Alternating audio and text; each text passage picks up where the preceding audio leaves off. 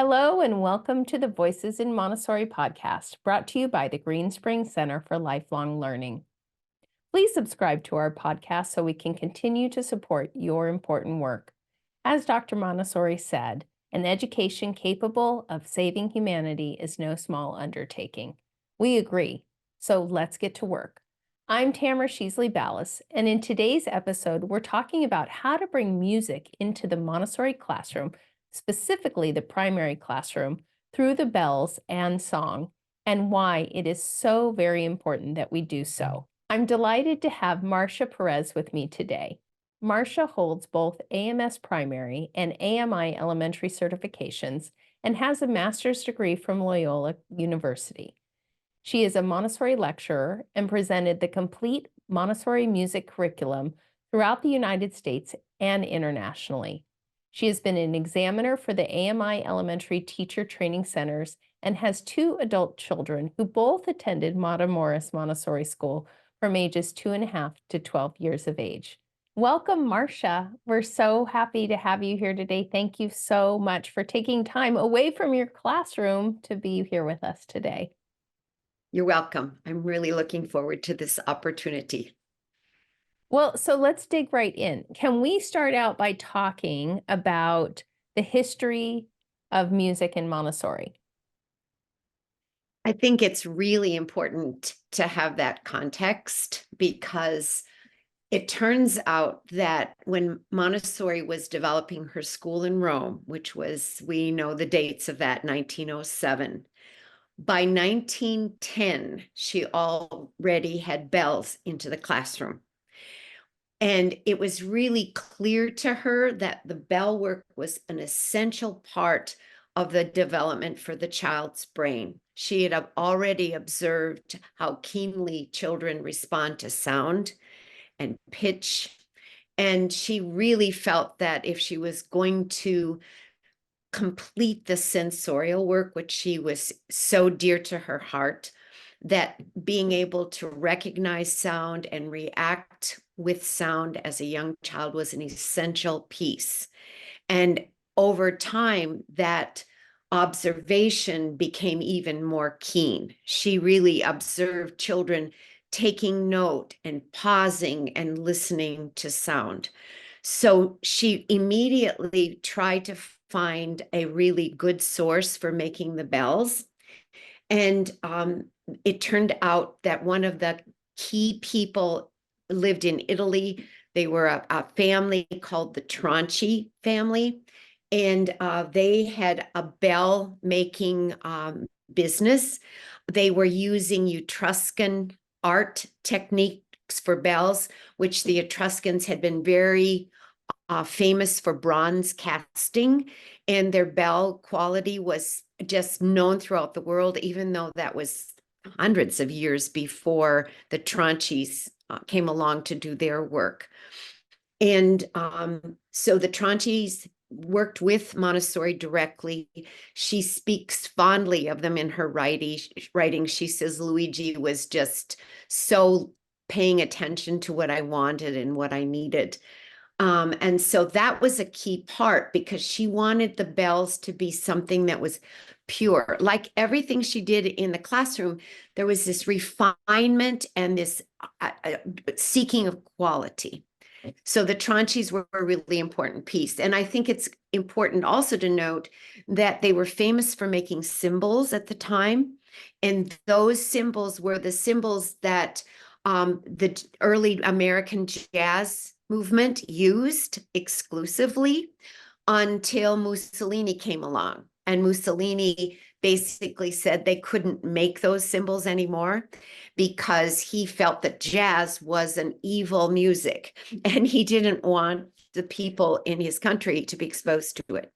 So the Tronchis had to stop doing that. And we now know the cymbals are made in many other places, but they had a corner on the American cymbal market for a long, long time until Mussolini came along. So I think that's an interesting piece. Then the second piece of this puzzle that is really important is that there was a young girl that came to one of her very early lectures in Rome. Her name was Anna Maria Macaroni. And Macaroni was someone who had been trained. Her parents had provided her with the Froebel kindergarten style work in education. But when she came to Montessori's lecture, she says it was like I was starving, I was thirsty in the desert, and I feel like Montessori offered me a drink. And that started a collaboration that lasted their entire life. And Anna Maria's work was essential because she was a musician. She played the piano beautifully, and so she could offer suggestions, and this works and that doesn't work, and so it was her collaboration that helps so much. There's a fun story there, and I think historically it's fun to dig down a little deep, where when Anna Maria said to Montessori that she needed something more than the bells, and she said it was trying to explain why she needed more, which is why we have now the great transposer, which is the tone bars. Apparently they grabbed wine and cheese and went off to the beach and talked about what it was that was essential.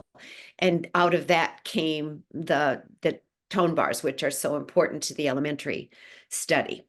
So anyway, that kind of gives you an idea. And I think that it's important also to recognize that Montessori saw in the children a need for this pitch recognition. And she observed that it really enhanced their ability to do language development, so that we're now knowing, 85, 90 years later, that this is really key to neurological development in children. And the more you can expose children at a young age to this idea of pitch recognition, that improves their ear for developing language. And again, why is this important? It goes to the heart of her work, but also the heart of the sensorial development in the primary classroom. And so if I can't say anything else, this is something that should not be put aside. This is at the heart of your work. Oh my gosh, I have never heard most of that, Marcia. I feel so much more I have much more of a depth of understanding about music and Montessori now. Thank you. I think it's critical that we know that, because we need to know how much of a cornerstone this was in Dr. Montessori's work. Because I think oftentimes in classrooms, it becomes an afterthought. People think, I don't know how to do music. And actually, I will tell you that when I came to Greenspring originally, it was 12 years ago, many of the classrooms had the bells in storage. They weren't even Yes. they weren't even out. Like they didn't, right. And that's easy to do because we're holding so much as Montessorians and as guides. So what do you think Dr. Montessori would have said to those people who don't have their bells or their tone bars out right now? What would she be saying? She would say, don't miss this opportunity. She would, I think, maybe the word music in this is what sets people separate, because immediately you think, well, I don't do music, I don't know music. And this really is a sensorial piece of material that belongs in your classroom. And once you get past a few technical things regarding setting up and how to teach each child how to strike the bell properly and how to carry it and how to care for it, then much of what happens will come from the exploration of the children. And in several places, you see a reference to the fact that children need to be exposed to the opportunity to play a bell and listen. And when I'm doing the training, I really spend a good amount of time just getting the teachers to feel this simple striking and the simple carrying and the respect for them, because then your job becomes easier. And that, I think that's really an important element when you start. Just open the box. Open the box. Open the box. Okay, so you bring me to, this is what every Montessori person wants to know. Let's say they have not yet opened the box, and you know, how do they start? How do we get them started? How do we begin this work in the, let's say, the primary classroom? Let's focus on one to get started. Yeah, that's plenty of information in the primary. So when you get the bells, and truly, I hope that you have the opportunity to get either the Ninhus bells or the Italian bells, because the quality is outstanding. There are a few other companies. There was a Chinese company that I felt did a really nice job with their bell work. So I'm sure now that there's more opportunity than there even used to be when I started. But the bell needs to be of good quality, and so that when a child strikes it, it just sounds beautiful. The other thing is when you take them out of the box, they come with green boards.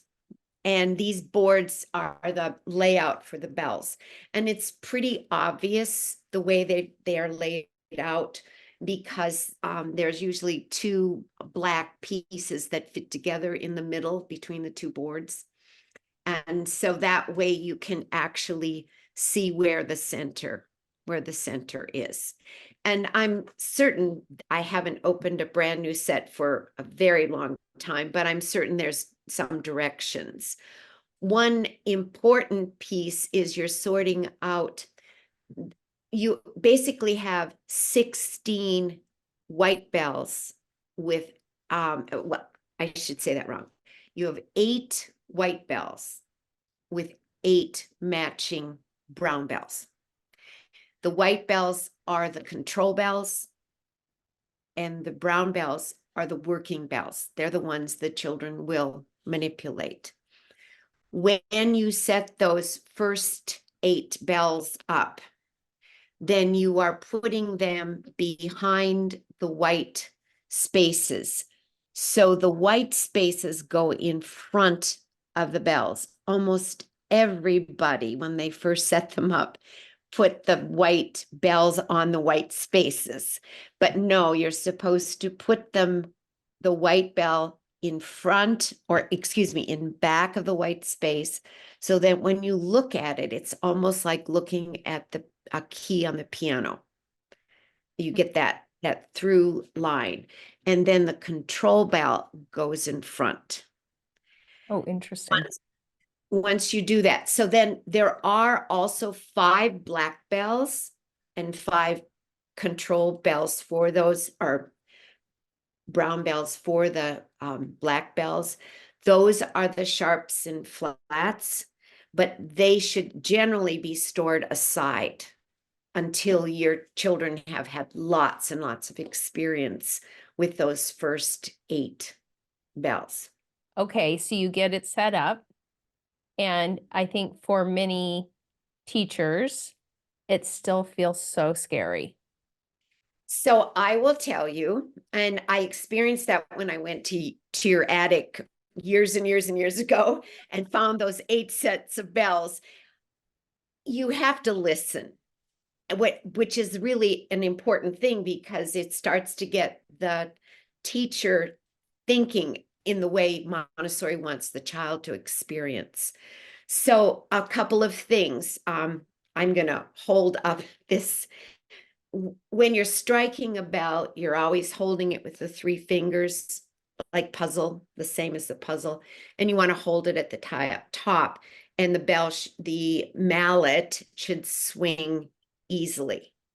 Okay, so I just, for those of you listening from home who are not watching this on YouTube, what Marcia's holding up is a pincer grip, right? And she's really holding it up at the very tippy top of the mallet.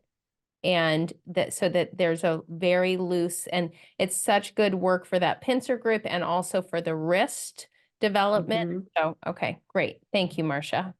So oftentimes I will go and see the children striking the bell like you would strike a hammer.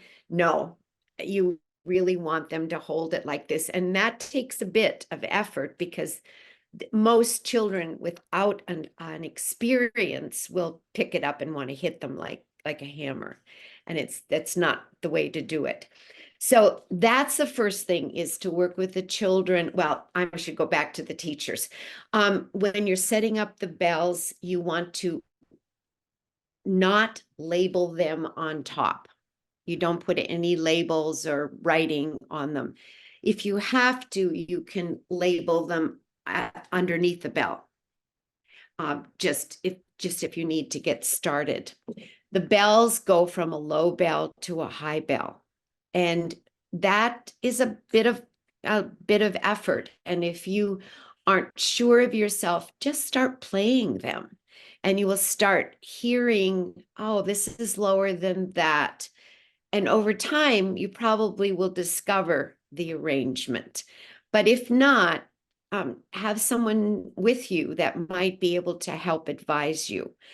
The white bells may have a matching brown working bell, so that also can help you find the ones that belong together as you're organizing it. I think there's some directions in the box that should help with all of that. But if not, there's so much in our materials, and certainly Montessori describes this in detail in her methods book that she produced by, I think, 1917. She had already produced that. So there's plenty of places to research. So once you get that set up, then you should become aware of the fact that the bells are set up in the C major scale.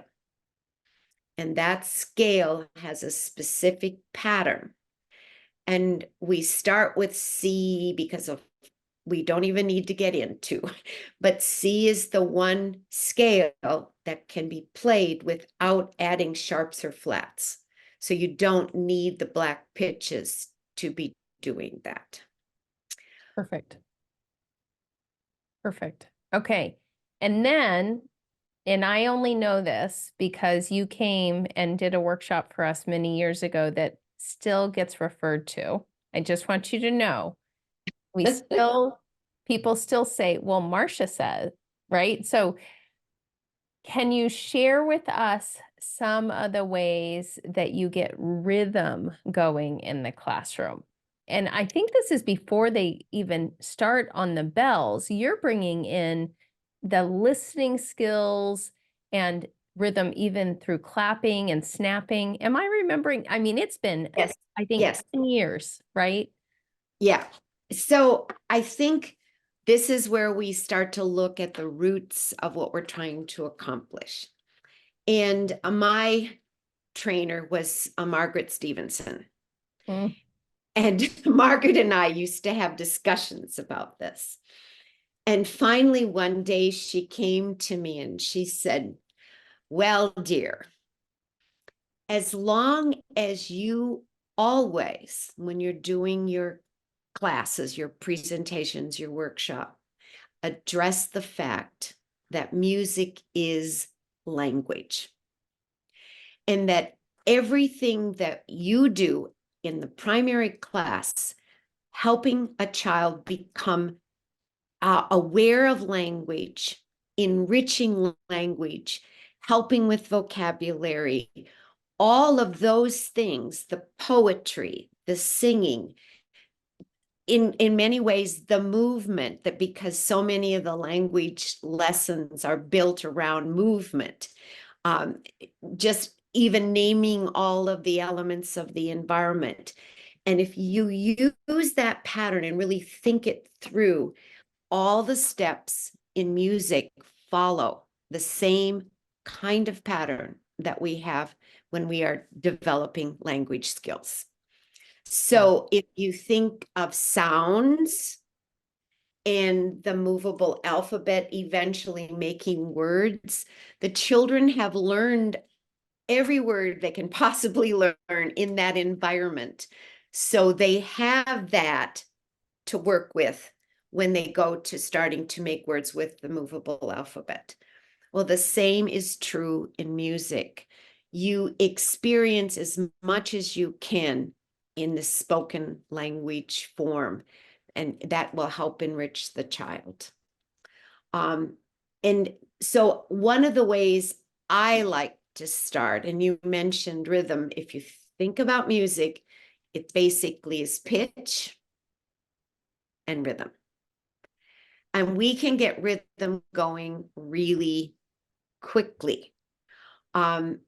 So at the same time that I am working with every child individually to learn how to strike the bell, how to listen to the pitch, how to move the bells within the structure of the where they're housed on the table, I am beginning to find ways for them to interact with that pitch and with rhythm.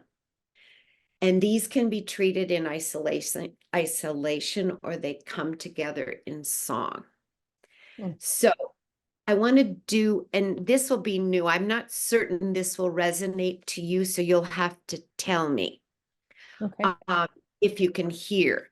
But I want to just talk about a couple of things. First of all, just so you know, because when children are first learning to play the bells, they don't always play them the most beautifully. They can play them loud.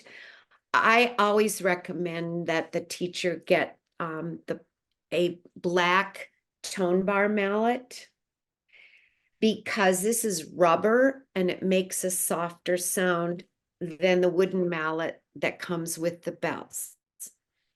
I also will take sometimes, this is, I just have to say this, I'll take a razor blade and score the wooden mallet because they're really hard.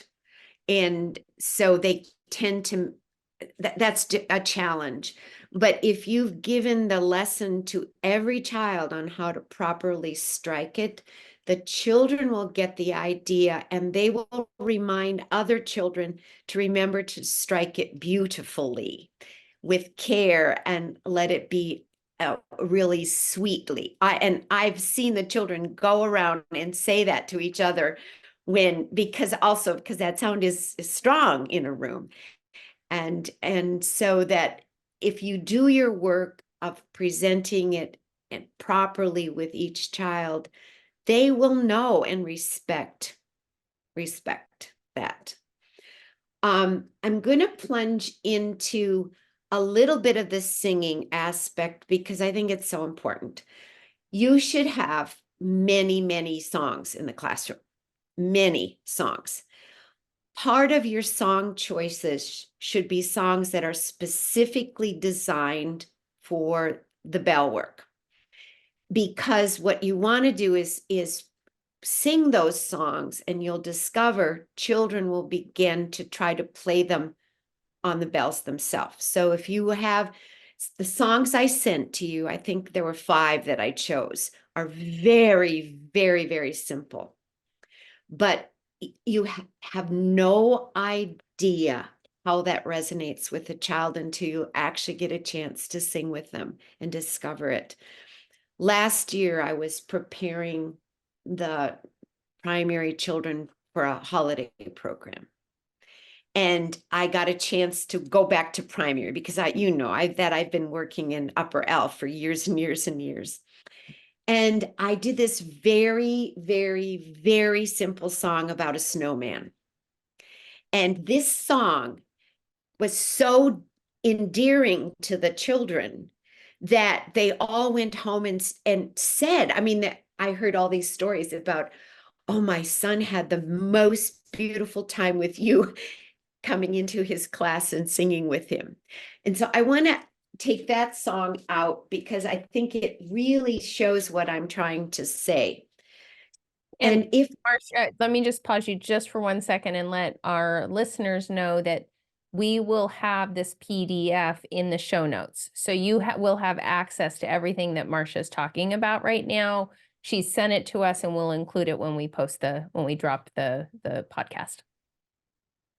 I have to say ahead of time, I've walked into many Montessori classrooms and the teachers are singing lovely songs, lovely things, really fun things, and very complicated sometimes, and maybe modern, and who knows. But I've heard many wonderful songs. But going and looking at the songs that would bring the children straight to the bells is a really important element. So the two elements that I think are really important when you first start working in your classroom with bells, even before you have been able to present how to strike a bell and how to listen to the bell pitch carefully with every single child, you can start singing these very beginning basic songs that are suited so well to be played on the bells. So if I'm going to do a song, what I would often do is play up the brown bells so the children can hear the whole scale, and then down the white bells so they can hear it going up and down, and they start to cue into the pitch itself. Then you want some very simple songs, and the one I loved, this one moment that just turned out so beautiful, was the Little Snowman, and we were preparing for this program. The Little Snowman starts on the first bell pitch. So when I started it with them, I played that pitch. I would demonstrate that, but I can't because it's not being picked up properly. But I would play at least that low C. And if you don't know anything about bells, at least you can find the lowest bell to play.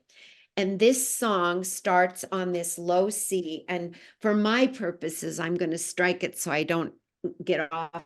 Then I wanted the children to hear the song. So it goes like this. Build a little snowman round and fat. Find a carrot nose and an old straw hat. Now, my little snowman, won't you stay? Out comes the sun and you melt away. So excuse me, I forgot to warm up this morning, so my voice doesn't sound very good. But this idea, it sounded great. thank you. So this idea is they're going to hear that. And if you have a little bit of courage, you'll discover that the pitches that are being played.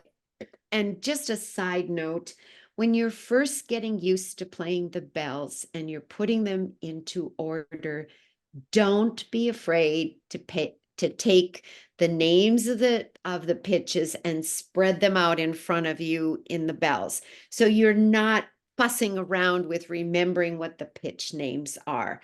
They are C, D, E, F, G, A, B, C. And it's really helpful to know what those pitches are, and just leave the discs that label the pitches out as much as you need until you are comfortable. But in a song like that, the songs that I chose were all written by Sanford Jones when he first started teaching Montessori primary. And they're delightful because they emphasize this idea of going up the scale. So you've got that C, D, C, D, C, C. That right away, it's something special to a child that experience the same pitches repeated. And often in music, you'll discover over time that there's most songs repeat over and over. One just had to listen to the Grammys last night to understand how repetition is at the heart of music in general. But here you have this little song, so you can play the C, D, C, D, C, C, D, E, C. And before you know it, the children, you just need to strike the C and the D, and they'll know what song you're singing. Once you've heard, let them hear it, then you're going to start teaching the song in the very beginning. Say the words, build a little snowman round and fat. Find a carrot nose and an old straw hat. Now, my little snowman, won't you stay? Out comes the sun and you melt away.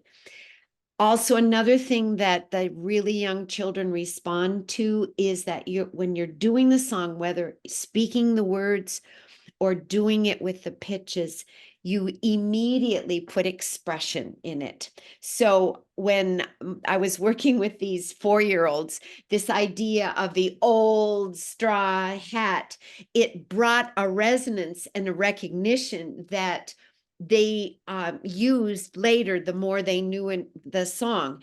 The next thing is, in these little songs, there is built-in obvious movement. And so I think that I sang that song with those children maybe 3 or 4 times, and they heard the pitch with my striking the bell. And right away, they were coming up with actions and movement to the song. So again, I'm looking for a song that will tell them how to do something, but I'm not showing them that. They're coming up with that idea of snowman round and fat, carrot nose, and old straw hat. When you just said they do it on their own, you're talking about them being able to find it on the bells?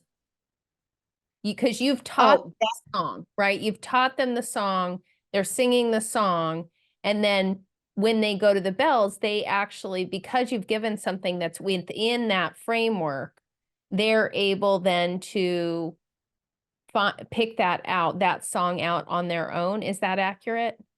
yes, actually, I was referring to the idea of their creating their own movements. But the next aspect of that is that if you have referenced the bell or bells in some way to get started on this process to learn the song, and you're respecting the song that it starts on this given low C, it is not very long where the children aren't trying to find the song on the bells for themselves.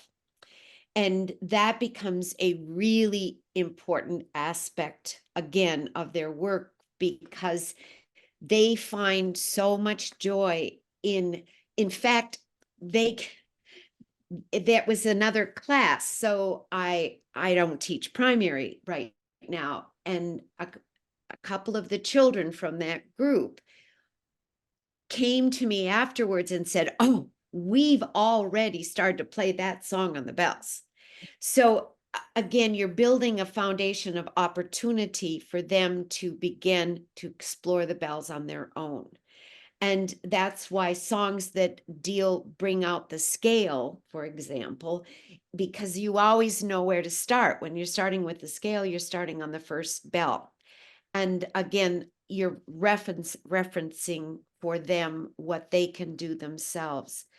And to me, what happens also is that teachers start to see the bell as an instrument for their use as well, because they're starting these songs by going to the bell and playing, at the very least, the first pitch. And over time, they will play more pitches themselves. And so the children see that the bells are also a tool for the teacher. It's something the teacher does. And it enriches the experience even further. I'll pause for just a second. I wanted to show one other song, again, of what I sent to you. And this is a lovely song, and it builds on this idea of the scale. And this song starts with repeated first three pitches. So it starts with C, D, E, C, D, E, C, D, E, G, and repeats that. C, D, E, C, D, E, C, D, E, G. And then it goes to the very top bell. C, D, G. And back to the beginning. C, D, C, D, G, A, B, C. And this very, very, very simple song is absolutely loved by these children that I was working with. It's the Sunflowers, the name of this song. And they just, I mean, that song has resonated so often ever since I taught it to them. It's kind of those things that there's a moment in time and it brings so much joy. And again, singing the Sunflower song, the children are able to see some obvious movements that can be added to it almost immediately. So the song goes like this: sunflower, sunflower, yellow and round. You are the prettiest flower I've found. Tall, straight, full of grace. I love the light in your bright yellow face. And I'm just going to sing that just a minute. Sunflower, sunflower, yellow and round. You are the prettiest flower I've found. Tall, straight, full of grace. I love the light in your bright yellow face. And the students, these little ones, they had already figured out they could create sunflowers with their hands. And they talked about the fact that they were round, and they came up with their own movements right away. And especially the tall and straight, they stood tall and held their hands up. And again, once they know a song and it resonates for them, and any song that repeats many patterns over and over again resonate almost immediately.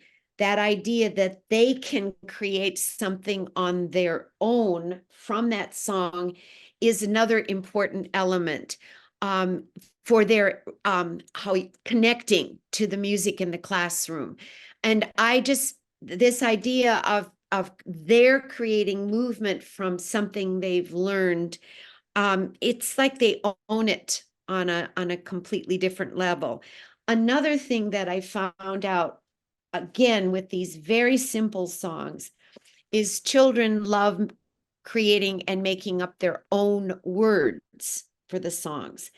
And that's another aspect, barely into the bell work. And you've talked about sequence of pitch, you've talked about basic rhythm, you've talked about movement, and those things will, and then creativity, using different words to add to the song, or coming up with another flower besides the sunflower, for example. It all of that enriches both the teacher's experience and the child's experience. Okay. Well, first of all, I have to tell you, I think that just is so important and so fascinating. And I really appreciate how you're breaking it down for folks who are new. And if I was in a Montessori still in the classroom, I could take what you just gave me and get right to it, right? Like, and get started right away. So I want listeners to hear that. Like, there's no reason to stop. You don't have to have Marcia's voice. The children are going to think you're a beautiful singer no matter what. And what a beautiful way to incorporate song. I also noticed that those songs that you just offered, at least the snowman song has rhyming words, which is also a precursor for our language work. So all of it, right, ties together. So that's such a critical part of what we're doing with early language. So just want to reinforce that, Marcia. So here's I guess my question for you, and I don't want to take you off course because you clearly this is a beautiful voyage you have us on. But with how much time were you devoting to the Bell's work and really that language, we're going to call it a language work, but the language work that is music in your and sensorial in your classroom? How much, when you were in the classroom, were those lessons every day? How did you make the time for that?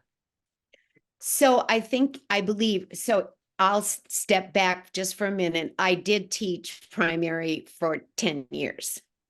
So I had an opportunity to bring this Bell work within my own community.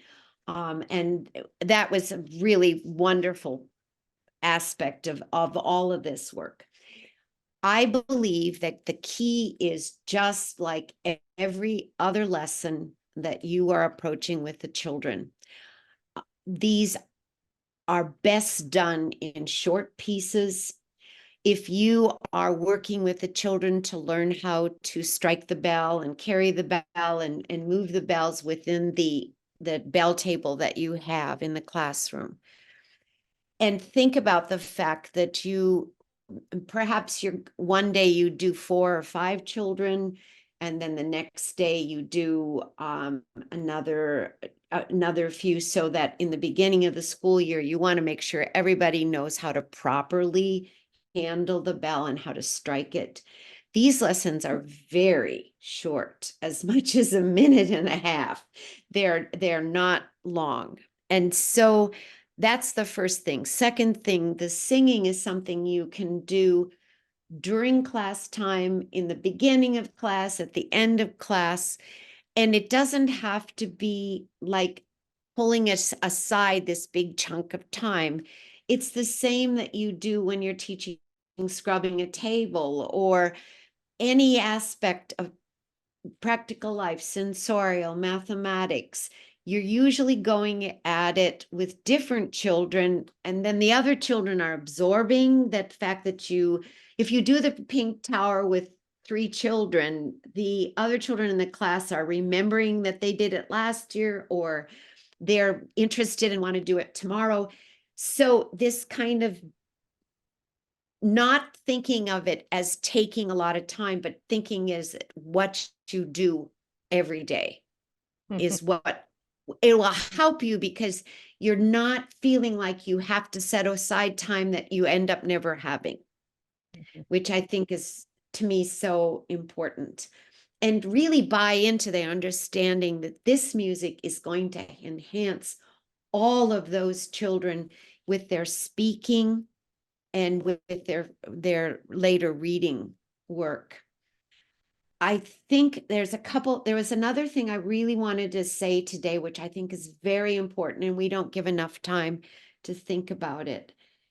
And that is that currently noise is so prevalent, and music or sound, I'm going to call it sound in the way of different kinds of music, it just tends to blast all over the place.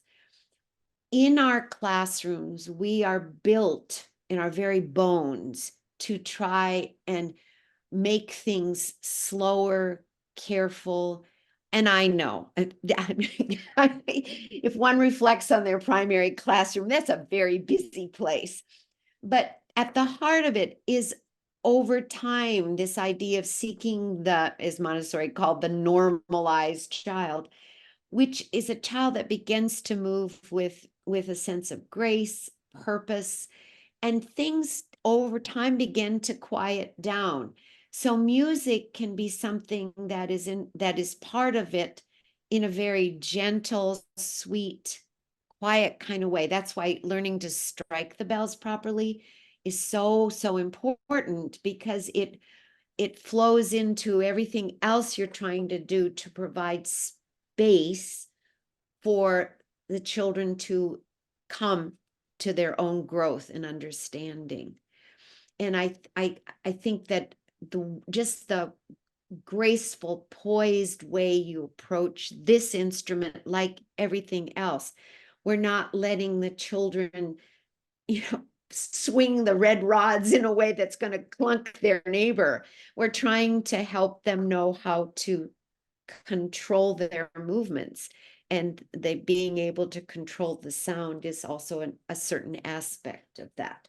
I don't think I've answered your question, except for to say, just think of it as ongoing, and you will find yourself feeling more and more comfortable with the aspect. I also want to say that I've sent on the PDF 2 very specific things that Montessori gives us. And she gives us the whiteboards, and those are available. They've been available for years and years and years in the Montessori. And those are patterns that are found in the bells, the first 8 pitches of the bells. And those patterns are very mathematical, because music is very mathematical. And one board a day, and add to it over time, those 16 boards become a centerpiece for the child training their ear in music. The second piece is something I sent to you, which comes to us from Jean Miller's research into the Montessori music that was in Holland in the archives. And that is the rhythm patterns, the 4-beat rhythm patterns. And you can make your own set of cards that could be put in the classroom, and over time teach the children those clapping patterns, because there you have pitch pattern with the boards, the singing charts, I call them, and then the clapping charts. And if they're easy, they really are easy. I don't know what my timing is now. I could try to clap the first 8 on here. Yeah, let's give it a Okay. I think if So you clap right into the computer, we probably have a good shot of getting it. Okay, so I start the clapping work with my children from the first day of school. And basically, when I do it with them, I say, what I'm going to do is I'm going to clap the pattern, and then I'm going to put my hands out and offer you to clap the pattern. And then I'm going to clap the pattern again. So we're going to see this circle. I do it, you do it, I do it. And then we'll move on to the next one. So those clapping patterns are so much fun. And what I want to say beyond just the activity is you can begin to clap other things in the classroom.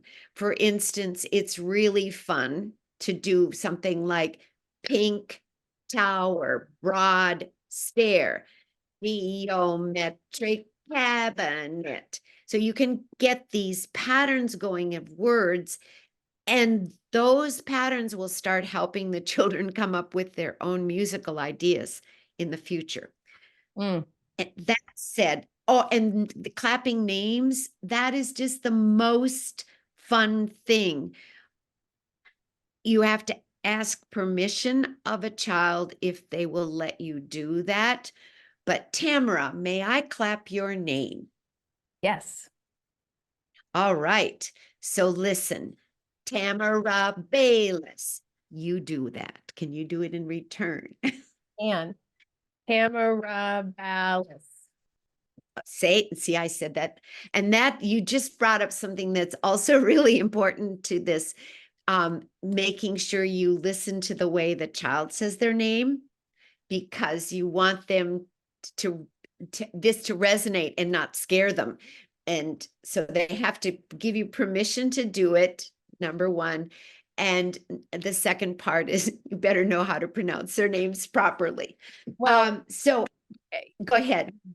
no, it's okay. And I love that. I think I remember I didn't even come to your full workshop. I came in and out, but I do remember that rhythm work really resonated for people, and it felt like it was so easy to implement, and it impacted syllables in language and having the child listen differently to words. Such an important skill, and really teaching listening in a different way. Exactly. And I've got my piles here, and of course I'm not finding my oh, here it is. Good. But this was the pattern sheet that I sent you. So let's go at the first 8 and see what happens. These are 4-beat rhythm patterns. And again, I'll do it. And Tamara, I'm going to call on you to be the child. You do it in return. Okay. And just fun, we'll do that. And I'll do it, you do it, I'll do it. And we'll move on from there. So the first one goes like this. 1, 2, 3, 4. 1, 2, 3, 4. 1, 2, 3, and 4. 1, 2, 3, and 4. 1 and 2, 3 and 4. 1 and 2, 3 and 4. 1 and 2 and 3, 4. 1 and 2 and 3, 4. 1, 2 and 3, 4. 1, 2 and 3, 4. 1, 2 and 3 and 4. 1, 2 and 3 and 4. 1 and 2 and 3 and 4. 1 and 2 and 3 and 4. 1 and 2, 3, 4. 1 and 2, 3, 4. That worked. Again, I would be horrified. We should not be counting with the patterns, but that gives you an idea of how it would flow. And then the next set, the 9, 10, 11, 12, 13 through 15, all have triplets. And those are really fun. When I'm working with the children, I will have them practice a little bit. And we actually say triplet, triplet, triplet to kind of get the feeling of that. And also the idea of a triplet happens within 1 beat. So you've got the 1 triplet, 2, 3, 4. I said that wrong. 1 triplet, 3, 4. So try that. 1 triplet, 3, 4. I'll do the next one. 1, 2 triplet, 4. 1, 2 triplet, 4. So as they're working through the chart, that would help them get a sense of that idea of the triplet. And just want to underscore for our listeners that we are doing it while we're counting, because the mics are not otherwise picking up the noise of the clapping, because we're on Zoom recording this. But you do not want to use your words. Marcia really was clear that you do not want to count these things. Actually, these are important that the children are hearing just the clapping rhythms themselves. Yep. Well, I tell you what, Marcia, we bumped up against the time allotment. You've given us so much today. I want our Children's House team to listen to your podcast, and we are setting up a workshop for Marcia to come and share this wisdom with our community. So you'll get some information about that. And I just want to say thank you. This has been so rich and so full and had so many pieces that, I mean, I'm Children's House trained, I'm primary trained. I didn't learn most of this in my training. I think that it really is a place where it can often get overlooked, and yet it's this critical component for even Dr. Montessori. As you pointed out, this was one of the first things that she developed and implemented. So thank you. You're welcome. I'd love to leave with a Mario Montessori quote because he does a lovely piece. I think it was written in 1956 about how endearing music was for him as he learned the Montessori method and contributed greatly to many of the things that we now have in our classroom, especially his work with the triangle boxes and all of that work. But he says this wonderful phrase. He says that humans had language for communication between minds and music for communication of souls. And he felt that music enters the child differently than all other interactions and becomes a really important part of their growing up and developing as young people. Hear, hear. What a beautiful quote. I have not heard that one before, and I think that is absolutely true. Music speaks to our souls. And it's one of those places, I've been listening to Last Child in the Woods, and he talks about even this, he wrote that book many, many years ago, but they were already cutting music programs.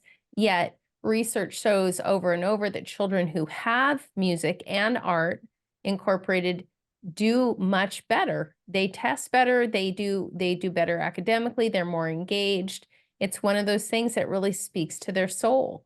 And so thank you for coming and sharing this with us. I'm so excited to have you working with the Greenspring Center and bringing this to as many people as possible, because this is the work. This is the work. You're welcome, Tamara. This was really fun for me. So yes, it's good to see you. Good to see you too. Thank you so much. And to our listeners, we want to say thank you all. We appreciate you spending your time with us today. Take a look at our website, greenspringcenter.org, to view the show notes from today's episodes and to get the PDF that Marcia's talking about. Marcia's bio is also included on the show notes page of our website, as is information on her upcoming workshop. And listeners, we invite you to subscribe to our podcast and hear the latest episodes and join in our conversation on Facebook and Instagram. You know, the work you do is so important. I think it's the most important, and we're here to help. Join us next time.